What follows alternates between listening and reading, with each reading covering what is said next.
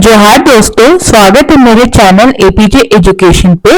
और आज हम लोग जेटेड 2026 के साइंस के टॉपिक को कवर करेंगे। और अभी तक हमने sources of food, component of food, health and hygiene cover कर लिया है।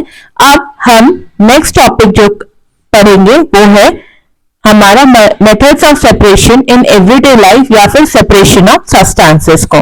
तो चलो आओ शुरू करते हैं।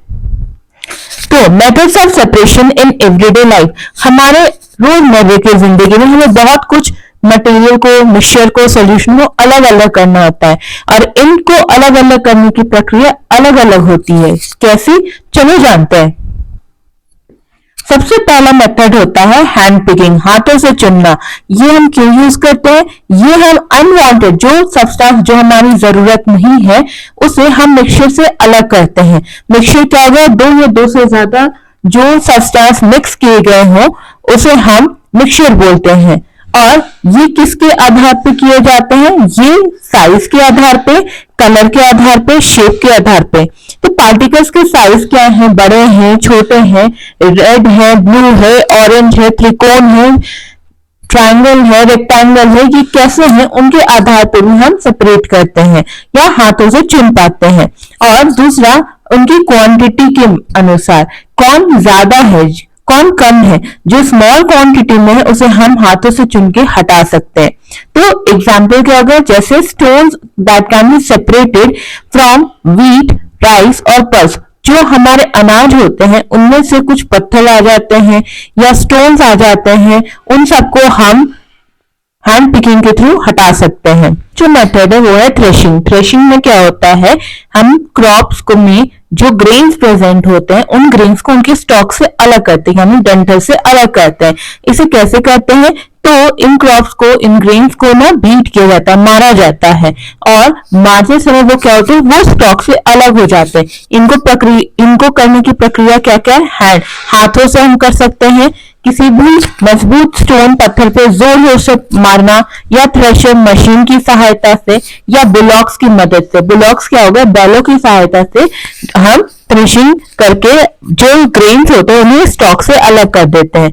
नेक्स्ट आता है विनोइंग। विनोइंग क्या है? तो separating heavier and the lighter component of a mixture by wind और एयर ब्लोइंग एयर। अक्सर हम लोग अपनी मम्मी लोग को देखे होंगे गांव में, सूप लेके उन्हें हवा के डायरेक्शन पे आपका धीरे धीरे जो पार्टिकल्स होते हैं उन्हें गिराते हैं, जिसमें क्या होता है कि जो छोटे छोटे पार्ट्स होते हैं या लाइटर जो हस्क होते हैं वो आपके एक साइड में आपके बाहर में गिर जाते हैं और जो भारी हेवियर जो ग्रेन्स होते हैं वो दूसरे डायरेक्शन पे गिरते हैं। और इसकी वजह से क्या होता है? आपका हस्क और ग्रेन्स दोनों अलग अलग सेपरेट हो जाते हैं।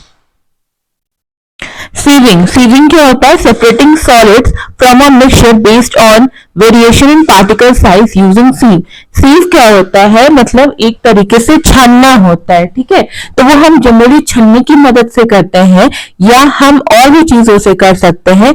लेकिन यहाँ पे क्या होता है कि सॉलिड जो है, हमारे जो मिक्सचर है उसमें जो भी सॉलिड पार्टिकल्स है उनकी जो साइज या वैरायटी या जो प्रेजेंट है, साइज की जो वैरायटी प्रेजेंट है उससे हम सेपरेट करते हुए हम अलग अलग कर देते हैं। और ये हम कैसे कैसे करते हैं? तो हम आटे को उनके चोकर से अलग कर लेते हैं। इसके अलावा और क्या करते हैं? Pebbles from the sand at construction site. जब भी आप कंस्ट्रक्शन साइट के आर पार गुजरते होगे या कभी आप लोग रास्ते में देखते होंगे कि क्या कर रहे हैं मजदूर लोग, तो मजदूर लोग जो बालू को छान रहे हैं, तो वो क्या, किसकी मदद से? तो छन्नी एक तरीके से, लेकिन ये छन्नी आपका आटा छानने वाला नहीं होता, बड़ा होता है, जहां पे आपके जो स्टोन पार्टिकल्स होते हैं और सैंड होते हैं उन्हें छाना जाता है ताकि जो बड़े बड़े पत्थर जो है उनसे वो अलग होके फाइन आपको सैंड मिल सके। इसके बाद आता है सेडिमेंटेशन। सेडिमेंटेशन क्या होता है?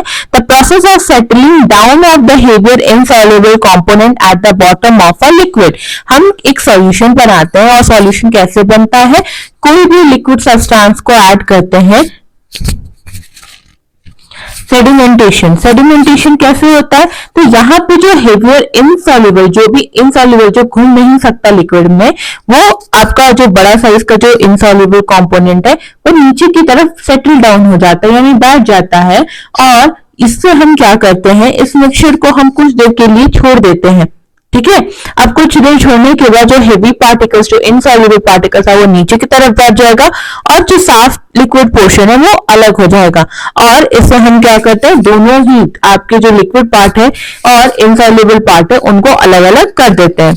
इसके बाद क्या आता है, डिकैंटेशन। डिकैंटेशन क्या होता है, getting clear liquid supernated by carefully tilting the vessel, the entire process is called decantation. अब देखो, डिकैंटेशन का मतलब झुकाते हुए जो आपके जो लाइटर पार्टिकल्स हैं या दो मिक्सचर में से कोई एक को अलग कर देना।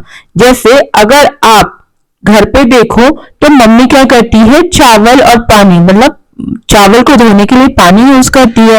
अब मम्मी उसको क्या करती है, मम्मी धीरे धीरे उसको झुका के जो पानी है उसको बाहर की तरफ फेंक देती है और वहीं पे जो हेवी पार्टिकल्स होता है इनसॉल्युबल पार्ट उसको अंदर रहने देती है।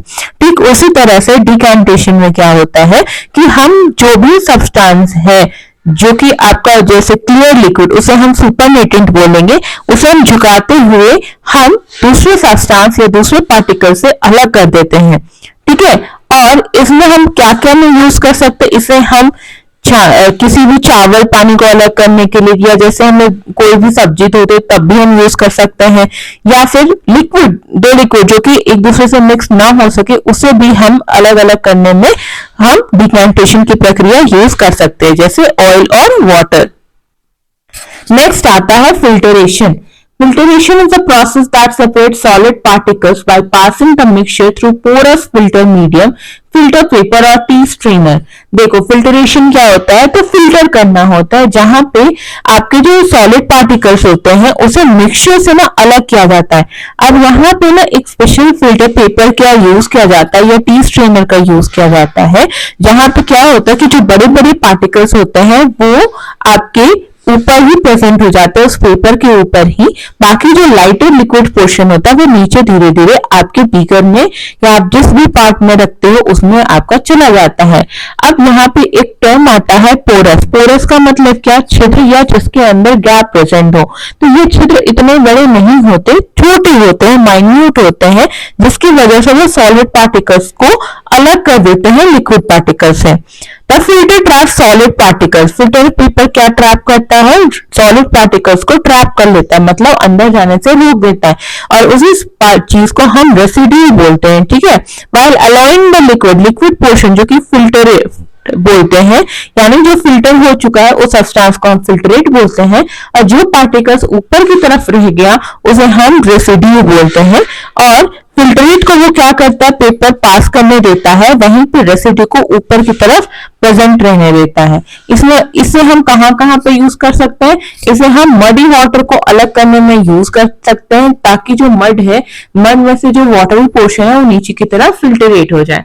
नेक्स्ट क्या आता है, नेक्स्ट आता है टी स्ट्रीमर, जिससे कि चाय छन्नी हम लोग जो बोलते हैं, वहां पे जो चाय पत्ती होती है वो चाय से अलग हो जाती है। ठीक है, अब आते हैं नेक्स्ट पोर्शन, अब आते हैं हम लोग नेक्स्ट पोर्शन पे, दैट इज इवापोरेशन।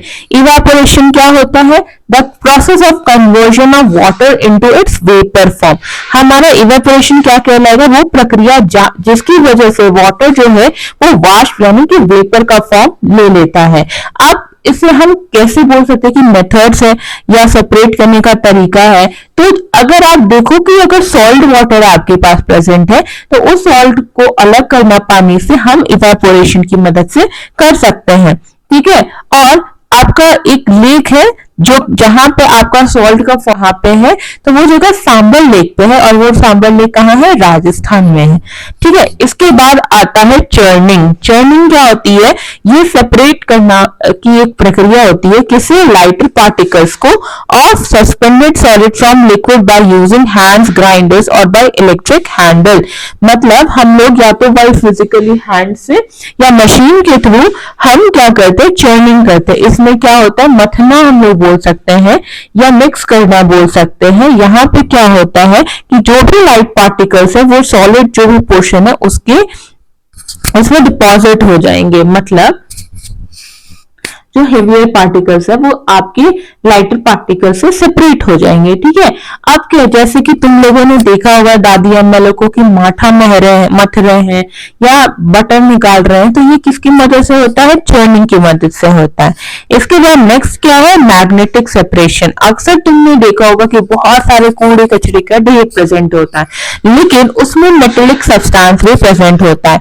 अब ऐसा नहीं है कि वहां पे एक दो होगा या फिर वो बहुत हल्का होगा या हमें वो डैमेज नहीं कर सकता, तो हम मैग्नेटिक मेथड ऑफ सेपरेशन की टेक्निक को यूज कर सकते हैं ताकि हम मेटल और नॉन मेटल को अलग कर सके या मैग्नेटिक और नॉन मैग्नेटिक सब्सटेंस को ही अलग कर सके। तो सेपरेशन। अब नेक्स्ट क्या आता है? Magnetic separation. मैग्नेटिक सेपरेशन में क्या होता है? ये सेपरेट करता है किसको किसको? मैग्नेटिक और नॉन मैग्नेटिक सब्सटेंस को। किसकी मदद से? मैग्नेट की मदद से। अब क्या होता है कि आपकी जो वेस्ट मटेरियल है उसमें आपकी नॉन बायोडिग्रेडेबल और बायोडिग्रेडेबल को अलग अलग किया जाता है, लेकिन बहुत सारे लोग हैं जो इनको मिक्स ही फेंक देते हैं। अब उसमें से जो मैग्नेटिक मटेरियल है वो हार्मफुल होता है, तो हम उसे कैसे हटा सकते हैं? तो हम मैग्नेटिक मेथड यूज कर सकते हैं, जहां पे हम लोग मैग्नेट के थ्रू जो भी मैग्नेटिक सब्सटेंस है उसे हम आपकी नॉन मैग्नेटिक सब्सटेंस से अलग कर सकते हैं। और इसका एग्जांपल क्या हो गया, ये कहाँ यूज कर सकते हैं? तो हम जो सॉडस्ट बालू हो गया या फिर आपका कोई भी सैंड पार्टिकल्स हो गए, उसमें से हम आयरन लेस को मैग्नेट की मदद से अलग कर सकते हैं। दोस्तों, आपके ये topic method of separation in everyday life over हो जाता है। आप लोगों को अगर इसमें कोई भी डाउट है तो आप कमेंट सेक्शन में बता सकते हैं। साथ ही साथ अगर आपको ये पसंद आता है तो प्लीज लाइक, शेयर और सब्सक्राइब करें। Thank you.